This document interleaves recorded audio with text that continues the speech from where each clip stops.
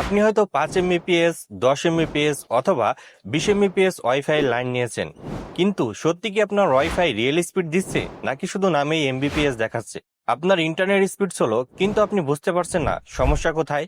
তাই আজকের এই ভিডিওতে আমি দেখাবো মাত্র 10 সেকেন্ডে কিভাবে আপনি আপনার ওয়াইফাই এর আসল স্পিড চেক করবেন। তাই চলুন দেরি না করে ভিডিওটি শুরু করা যাক। প্রথমে আপনার কম্পিউটার বা মোবাইল থেকে যে কোনো একটি ব্রাউজার ওপেন করে নেবেন।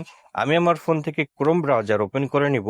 ওপেন করার পর আপনি যেটা করবেন, সার্চ বারে আপনি লিখবেন fast.com। সো এখানে আমি লিখে দিলাম fast.com। fast.com লেখার পর আপনি জাস্ট ইন্টার প্রেস করবেন।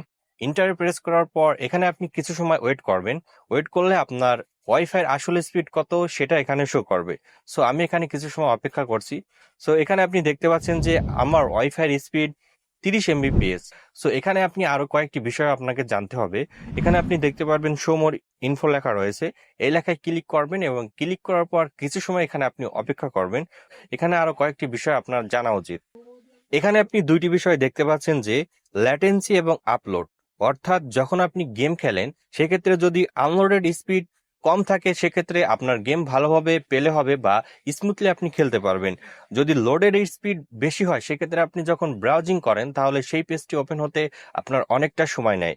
আর এখানে রয়েছে আপলোড স্পিড, অর্থাৎ আপনি যে কোনো ফাইল ড্রাইভে বা অন্য কিছুতে যদি আপলোড করেন সেক্ষেত্রে আপনি 47 Mbps পাবেন। এভাবে আপনি আপনার ওয়াইফাই এর আসল স্পিড চেক করতে পারবেন। যদি এই ভিডিওটি ভালো লেগে থাকে তাহলে অবশ্যই একটি লাইক দিন। আর আপনি যদি আমাদের চ্যানেলে নতুন হয়ে থাকেন তাহলে অবশ্যই সাবস্ক্রাইব করুন। দেখা হবে পরবর্তীতে টেক ভিডিওতে। সেই পর্যন্ত ভালো থাকবেন, সুস্থ থাকবেন। আল্লাহ হাফেজ।